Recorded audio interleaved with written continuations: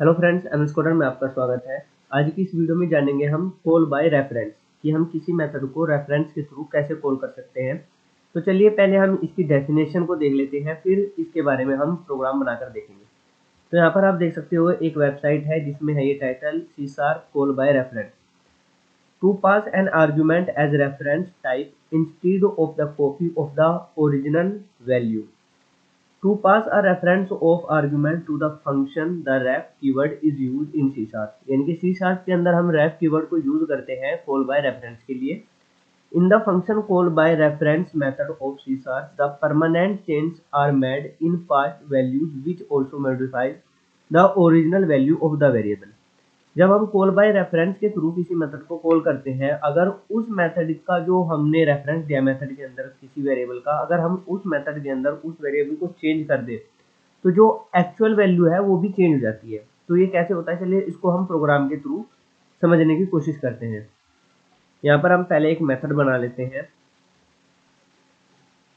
Public void, और method का नाम रख लेते हैं हम फन। और यहाँ पर इसको बता देते हैं कि हम यहाँ पर एक पैरामीटर पास करेंगे जब इस मेथड को हम कॉल करेंगे। अभी हम इसको बिना रेफरेंस के थ्रू कॉल करेंगे, यहाँ पर कोई भी हम रेफरेंस पास नहीं करेंगे। और यहाँ पर हम क्या करेंगे, जो x की वैल्यू हम वहाँ से पास करेंगे एज ए पैरामीटर, उसके अंदर हम 10 को ऐड कर देंगे। अब यहाँ पर देखिए हम क्या कर रहे हैं, एक वेरिएबल बनाया हमने a नाम का, और इसके अंदर हमने वैल्यू असाइन कर दी 10। अब हम क्या करते हैं, इस क्लास का जो मेथड है ये वाला, इसको कॉल करते हैं। तो हमने जाना था कि किसी भी क्लास के जो मेंबर्स होते हैं उनको एक्सेस करने के लिए क्लास का हमारे पास ऑब्जेक्ट होना चाहिए। तो इसका हम ऑब्जेक्ट बनाते हैं। ऑब्जेक्ट कैसे बनाते हैं, जिस क्लास को ऑब्जेक्ट बनाना है उसका नाम लेते हैं, रेफरेंस वेरिएबल का नाम, न्यू कीवर्ड लेते हैं, और फिर उस क्लास का हम यहाँ पर नाम ले लेते हैं। आई होप कि यहाँ तक आपको समझ में आ गया होगा। अब यहाँ पर देखिए हम क्या करते हैं, ये जो डेमो है इसके थ्रू हम इस मेथड को कॉल करेंगे। यानी कि जो फन मेथड हमने बनाया है उसको हम यहाँ से कॉल करते हैं।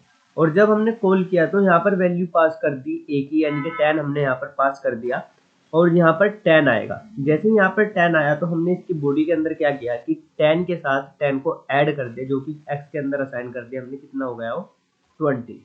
अब यहाँ पर हम क्या करते हैं, a की वैल्यू को प्रिंट करा के देखते हैं। अब हम यहाँ पर क्या करेंगे कि जो a की वैल्यू है वेरिएबल की, उसको हम यहाँ पर प्रिंट करा के देखेंगे।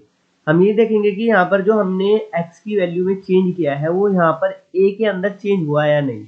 तो उसके लिए हम यहाँ पर इस प्रोग्राम को क्या करते हैं, रन करते हैं, और रन करने के बाद देखते हैं कि इसका आउटपुट क्या आता है।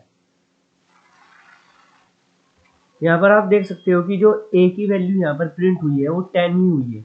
अब यहाँ पर देखिए हमने जो कॉल बाय रेफरेंस है उसमें हमने जाना था कि जो एक्चुअल वैल्यू होती है वो चेंज हो जाती है, लेकिन यहाँ पर हमने कॉल बाय रेफरेंस का यूज नहीं किया। कॉल बाय रेफरेंस को यूज करने के लिए क्या होता है, हम रेफ कीवर्ड को यूज करते हैं।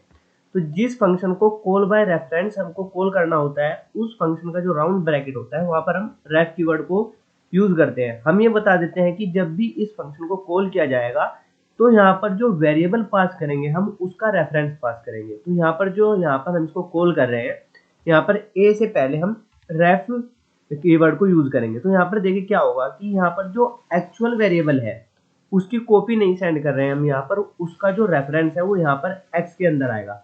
जब हम x के साथ कोई भी ऑपरेशन परफॉर्म करेंगे, चाहे वैल्यू ऐड करेंगे, कुछ भी करेंगे, तो एक्चुअल में यहाँ पर क्या होगा, a के अंदर वैल्यू चेंज होगी। तो यहाँ पर देखिए x के अंदर कितना आएगा, 10 आएगा, सॉरी 20 आएगा, और वो 20 जो चेंज होकर आएगा वो a के अंदर भी आएगा।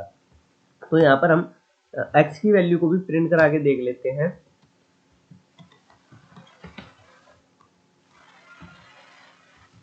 और यहाँ पर हम यहाँ पर भी a ले लेते हैं। अब यहाँ पर देखिए कि आउटपुट में क्या आएगा।